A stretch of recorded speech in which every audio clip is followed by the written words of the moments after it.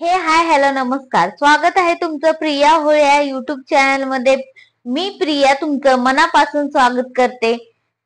चला करूया आपल्या आजच्या व्हिडिओला सुरुवात. ह्या व्हिडिओ मधून भेटणार आहे मुलींना, महिलांना, खास करून की जे काही कुटुंबामधले लोक असं म्हणतात की नाही का एखाद्या सुनेला किंवा घरात आलेल्या एका नवीन लग्न झालेल्या मुलीला जर का मारहाण केली तरच किंवा तिला मारण्याचा प्रयत्न केला तरच किंवा तिला तिच्या अंगावर वन उमटले किंवा तिला असं नाही का एखादी जखम झाली तरच ती हिंसाचार झालाय ह्या मुली बरोबर. म्हणजेच की थोडक्यात त्यांना असं वाटतं की आता हिला आपण काय मारलंय हाणलंय असं तर नाही केलं. म्हणजे काही कुटुंबामध्ये असं होतं की ते सुनेला मारहाण करत नाहीत, परंतु शब्दाने किंवा कुठल्याही गोष्टीने तिला इतका त्रास देण्याचा प्रयत्न करतात. फक्त आणि फक्त शारीरिक हिंसाचार करणे किंवा शरीराला जखमा देऊन किंवा मारहाण करून किंवा शरीराला जखमा देऊन हेच कौटुंबिक हिंसाचारामध्ये येत नाहीये.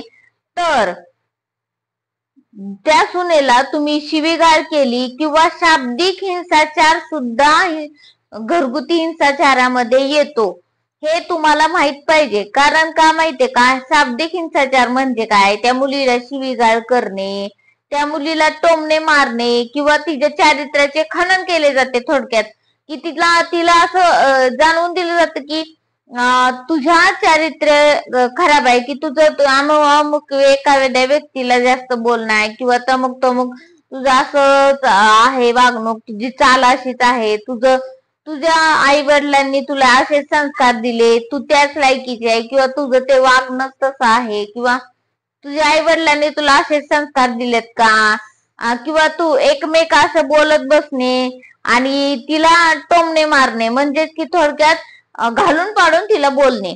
तर हे सुद्धा डोमेस्टिक व्हायलन्स मध्ये येतो. हे जर तुम्हाला माहित नसेल तर हे लक्षात घ्या. तुमच्या सुनेला बोलताना तुम्ही 10 वेळा विचार करत जावा. कारण का माहितीये का, काही मुलींना काय वाटतं, जाऊ द्या काय बोलली, जाऊ द्या आपण आता आपल्याला कोणी पण बोलतच की म्हणून काय मनावरच घ्यायचं का.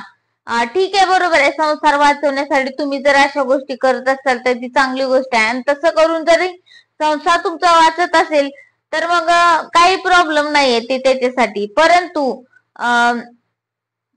जर का तुम्हाला माहित नसेल की शाब्दिक हिंसाचार जो आहे तो सुद्धा डोमेस्टिक व्हायलन्स मध्ये येतो, म्हणजेच की घरगुती हिंसाचारामध्ये येतो.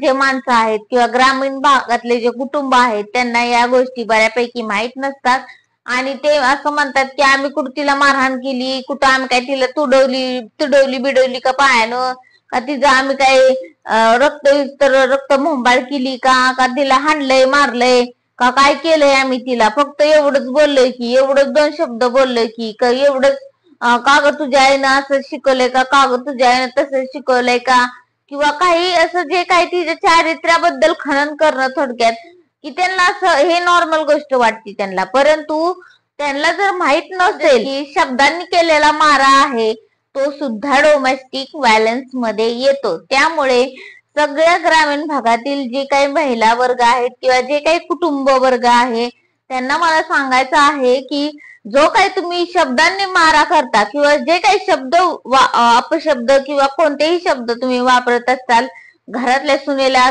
कुणालाही, तर ते शब्द कसे वापरता तुम्ही याकडे तुम्ही लक्ष दिलं पाहिजे आणि त्यानुसारच ती गोष्ट घडत असते. कारण बऱ्याच मुलींना माहित पण नसतं की ह्या गोष्टी डोमेस्टिक व्हायलन्स म्हणजेच की घरगुती हिंसाचारामध्ये येतात आणि ते त्याबद्दल कुठलीही ऍक्शन घेत नाहीत किंवा निमूटपणे आपलं सहन करत राहतात की जाऊ दे आपल्याला आपल्या संसार कार्याचे लग्न करून आलोय आपण. परंतु जर हिंसाचाराविरुद्ध लढायचंच आहे आपल्याला तर मग ह्या गोष्टींकडे पण लक्ष दिलं पाहिजे.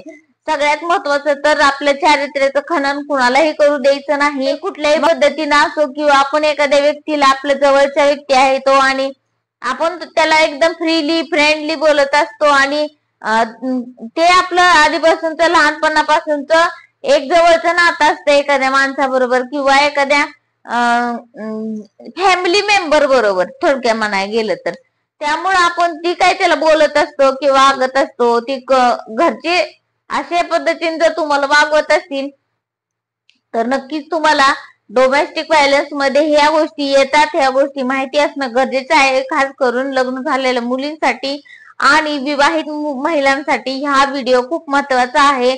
आणि तुम्हाला कौटुंबिक हिंसाचारामध्ये खूप सारे प्रकार आहेत, खूप साऱ्या गोष्टी आहेत आणि त्या गोष्टी माहिती असणं पण तुम्हाला गरजेचं आहे. कारण शाब्दिक मारा हा सुद्धा डोमेस्टिक व्हायलन्स मध्ये येतो आणि ह्याच्या विरोधात लढणं ते सुद्धा तुमच्यासाठी खूप महत्वाचं आहे. कारण शाब्दिक मारा म्हणजेच की मानसिक त्रास सुद्धा या गोष्टींमुळे होतो. बऱ्याच महिला ह्या शाब्दिक माऱ्यामुळेच खचून जातात किंवा हिंसाचारिक छळ होत असतो. त्यापेक्षाही भयंकर शाब्दिक मारा जी म्हणजेच की मानसिक मेंटॅलिटी जी माणसाची आहे किंवा विचारशक्ती किंवा थोडक्यात म्हणा गेलं तर की जो मनावरती जो परिणाम होतो एकदम घातक परिणाम म्हणलं तर शाब्दिक माऱ्याचा होत असतो. कारण तिथे त्याच गोष्टींचा आपल्या मनावरती खूप गंभीर प्रमाणात परिणाम होतो आणि काही वेळेस की नवीन मुली किंवा नवीन मुलींना या गोष्टी माहित पण नसतात, त्यांच्या मनावर इतका गंभीर स्वरूप होतो, त्या डिप्रेशन मध्ये जातात, त्या फ्रस्ट्रेशन मध्ये जातात आणि स्वतःबद्दल ही त्या तसाच विचार करायला लागतात किंवा ह्या पुढे म्हणजे ह्याच्यावरती काय उपाय करावे त्यांना सुचतच नाही. तर त्या मुलींसाठी मला सांगायचंय की तुम्हाला जर अशा गोष्टींचं किंवा तुम्हाला टोमणे मारणे, तुमच्या चारित्र्यावर संशय घेणे किंवा तुम्हाला घरामध्ये टोचून खोचून बोलणे किंवा तुमच्या आई वडिलांचे संस्कार तिथे काढले जातात, अशा गोष्टी जर तुमच्या बरोबर घडत असतील किंवा घालून पाडून तुम्हाला बोललं जात असेल तर हे सुद्धा डोमेस्टिक व्हायलन्स मध्ये येतं. त्यामुळे तुम्ही घाबरून न जाता त्वरित ह्यावरती ऍक्शन घेणं गरजेचं आहे आणि ह्या गोष्टी थांबवल्या तरच तुमचं मानसिक त्रास जो आहे तो कमी होणार आहे. आणि तुम्हाला माझा व्हिडिओ कसा वाटला हा आजचा, कारण थोडक्यात पण महत्वाचं ही गोष्ट महत्वाची होती की शाब्दिक मारा हा सुद्धा डोमेस्टिक व्हायलन्स मध्ये येतो हे सांगणं गरजेचं होतं. तुम्हाला आजचा व्हिडिओ कसा वाटला मला नक्कीच कमेंट मध्ये सांगा आणि तुमच्या महाराष्ट्राच्या ताईला पुढे जाण्यासाठी मदत करा आणि आपल्या प्रिया ओहोळ या युट्यूब चॅनेलला नक्की सबस्क्राईब करा आणि बेल आयकॉनला क्लिक करा, जेणेकरून माझे नवीन व्हिडिओ तुमच्यापर्यंत लवकर पोहोचतील आणि तुम्हाला नवीन व्हिडिओ मधली नवीन माहिती लवकर समजेल. आणि ही खूप महत्वाची गोष्ट आहे आणि नवीन मुलींसाठी मोटिवेशन पण आहे. आणि जे काही आपल्या वातावरण आपल्या घरामध्ये किंवा बाहेर दुनियेमध्ये अशा गोष्टी घडत असतील तर त्यावरती आळा घालण्यासाठी हे व्हिडिओ बनवले जात आहेत. आणि आपल्या महाराष्ट्राच्या ताईला प्रिया ओहोळ या चॅनेलला नक्की सबस्क्राईब करा आणि पुढे जाण्यासाठी नक्की मदत करा. धन्यवाद.